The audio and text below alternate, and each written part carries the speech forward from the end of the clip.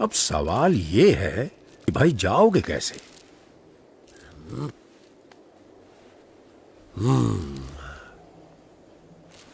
तो तुमको जाना पड़ेगा पहले ज्योतिर्मठ, ये यहां पर, और फिर यहां से ऊपर ये हाँ, यहां तुम पहुंचोगे बद्रीनाथ।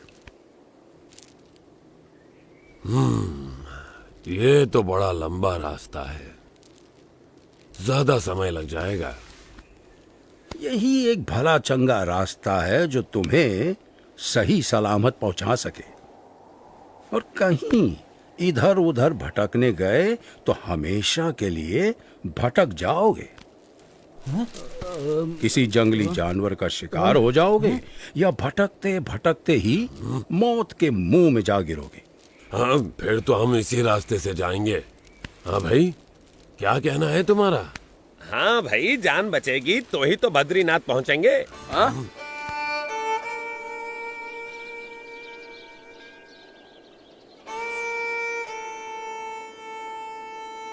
थोड़ी देर ज्यादा लगेगी, पर जिंदा तो पहुंचेंगे। हाँ, सही समझे। हाँ भाई, सुरक्षित रास्ते से ही चलेंगे।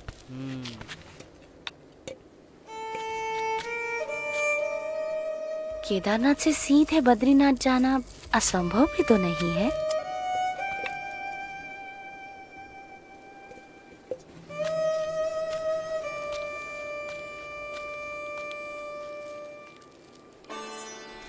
केदारनाथ से सीधे बद्रीनाथ, एक ऐसा मार्ग जिससे गुजरने के बारे में कोई सामान्य मानवी तो सोच भी नहीं सकता था, जहां मानो मनुष्य जीवन का अस्तित्व ही नहीं था। ऐसा कुछ भी नहीं था जो मनुष्यों को जीवित रहने देने का कारण बने। अगर कुछ था तो बस कदम कदम पर खतरा।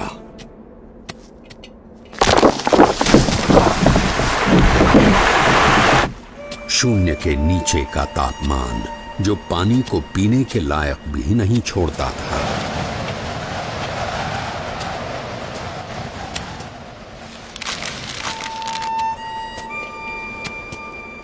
मीलों तक फैली हुई बर्फ जैसे विपत्तियों का महासागर, और हर क्षण मृत्यु का आह्वान।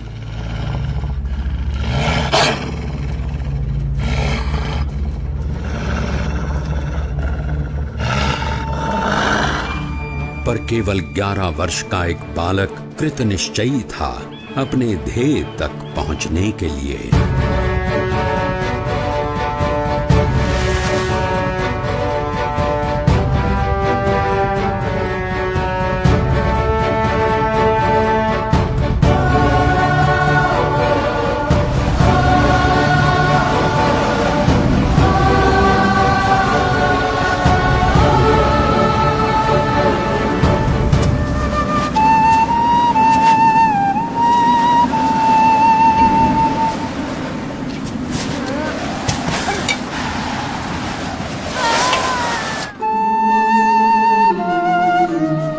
परमात्मनि यो रक्तो विरक्तो अपरमात्मनि।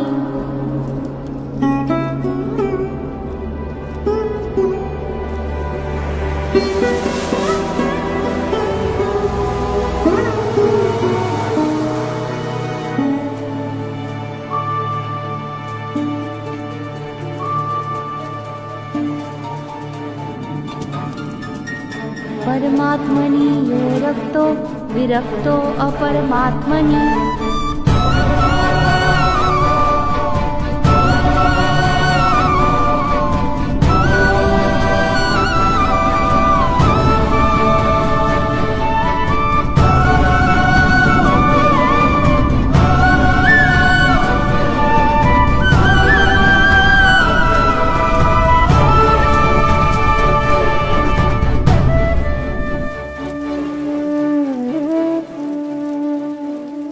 इस ठंड में हम लोग यहां कंबल ओढ़कर भी ठीक से सो नहीं पा रहे। और वो बच्चा नंगे पांव, खुले शरीर, केदारनाथ से सीधे बद्रीनाथ के विकट रास्ते पर अकेला चल पड़ा है। क्या हुआ होगा उसका?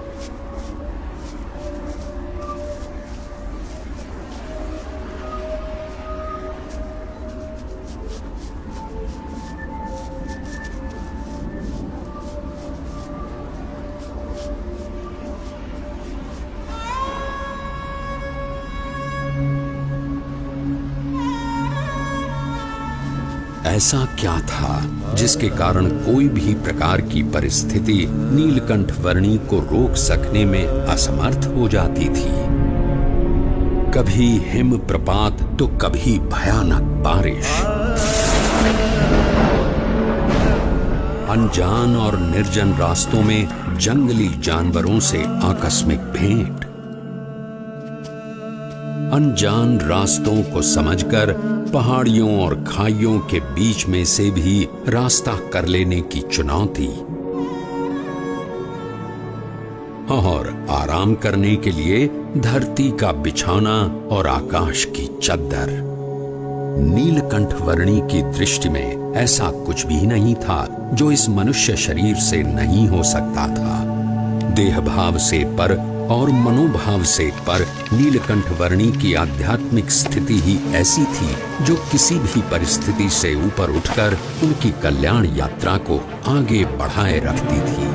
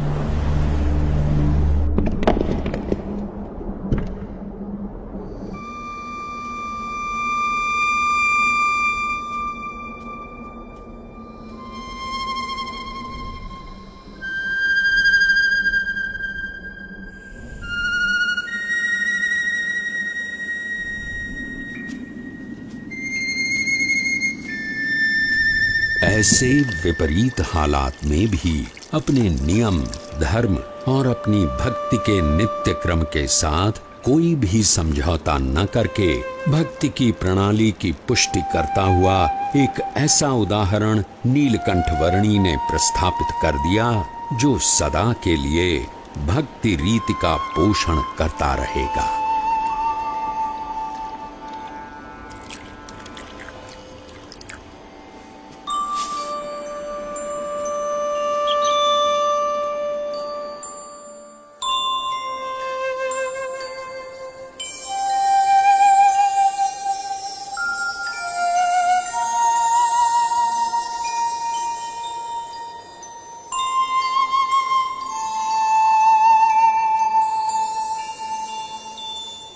आज के समय में भी कई लोग साथ मिलकर बहुत सारी सुविधाओं के साथ जिसे पार करने के लिए हिचकिचाते हैं, वैसा केदारनाथ से सीधे बद्रीनाथ जाने का लगभग 75 किलोमीटर का मार्ग नीलकंठ वर्णी ने नंगे पांव, खुले शरीर, अकेले केवल 9 दिनों में पार कर लिया।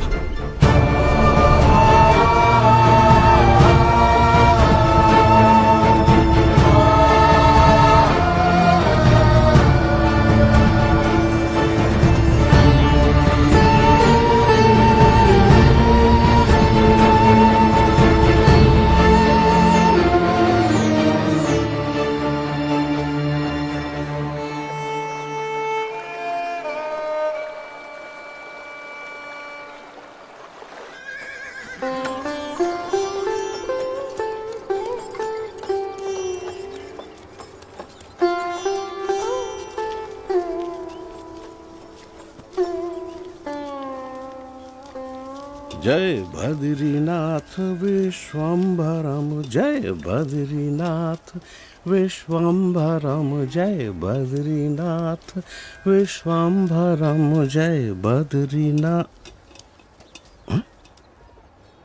अरे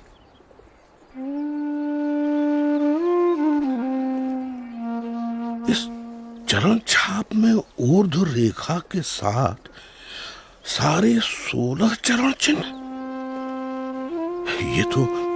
ये तो स्वयं परमात्मा के चरणों की छाप है। कहाँ है वो?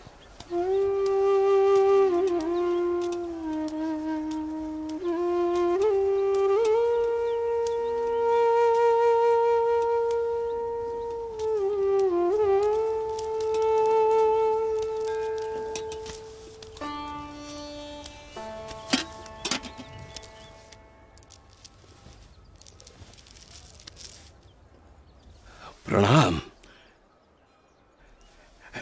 मनुष्य के रूप में आपका दर्शन पाकर आज मेरे आनंद की कोई सीमा नहीं है प्रभु। मेरा रोम रोम हर्षित है प्रभु।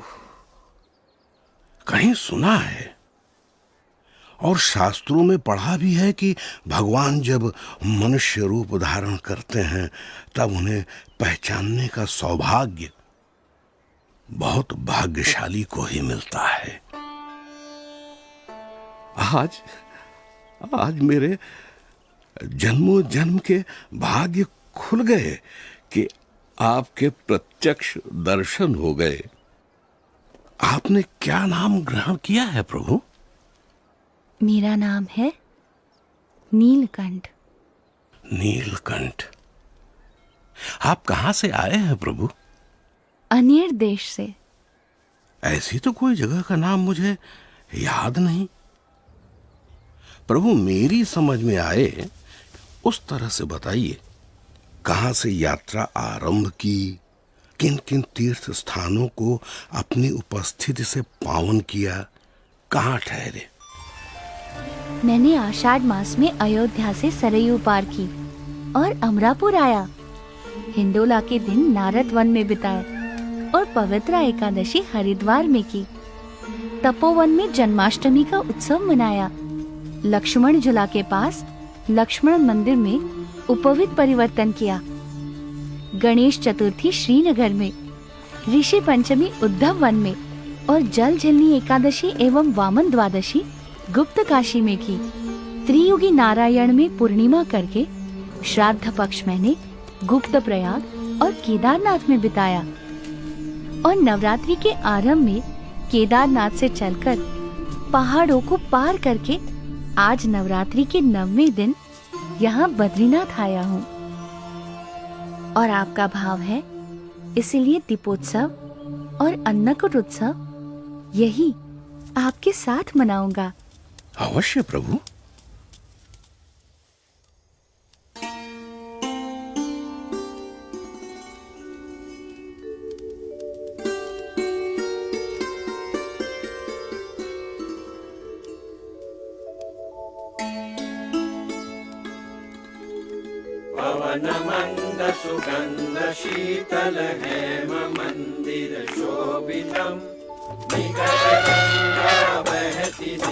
बोलो बद्री विशाल की जय। शीत ऋतु में ठंड से बचकर रहने के लिए बद्रीनाथ के लोग भगवान की मूर्ति समेत ज्योतिर्मठ आकर बसते थे। नीलकंठ वर्णी भी उनके साथ ज्योतिर्मठ आए। अहम ब्रह्मास्मि अहम ब्रह्मास्मि अयम आत्मा ब्रह्म एव अयम आत्मा ब्रह्म एव। ये सब उपनिषद के मंत्रों का अच्छा पाठ कर रहे हैं। प्रभु, ये तो हम सबका नित्य क्रम है। इन मंत्रों के रटन से ये सब अपनी आत्मा का ब्रह्म के रूप से अनुसंधान कर रहे हैं। ऐसा उत्तम ध्येय रखते हैं। उसका अर्थ है कि ब्रह्म, आत्मा एवं परमात्मा के स्वरूपों की भिन्नता को वे यथार्थ रूप से समझते हैं। हमने तो ऐसा ही रटन सीखा है। अहम ब्रह्मास्मि अहम ब्रह्मास्मि।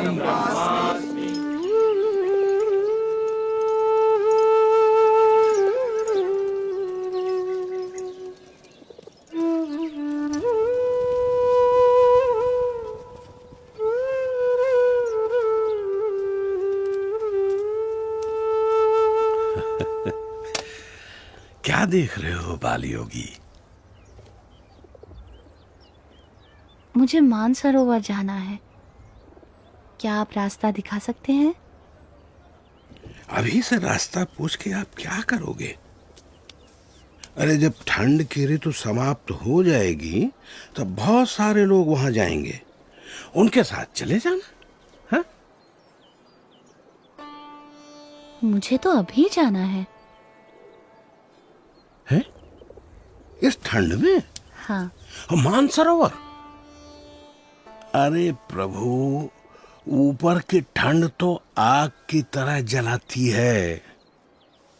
वहां शरीर का लहू पानी बन जाता है और पानी जमकर पत्थर, और कदाचित उससे बच भी गए तो बर्फ आपको जिंदा गाड़ देगी प्रभु।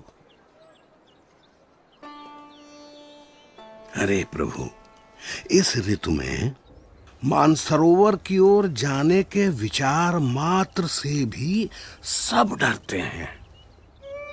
आप मुझे योगी बुलाते हो ना? हाँ प्रभु।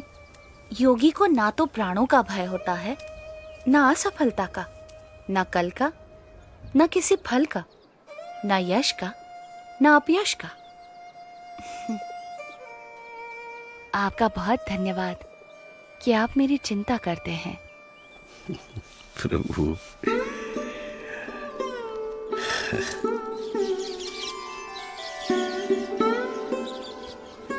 ऊपर की ठंड से बचने के लिए कंबल पर्याप्त तो नहीं है, फिर भी स्वीकार कीजिए।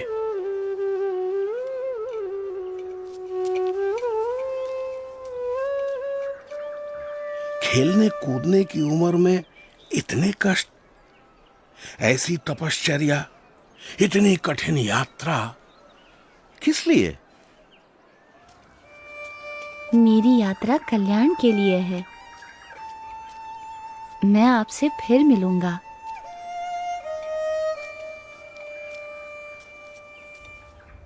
आपके दर्शन की प्रतीक्षा रहेगी प्रभु।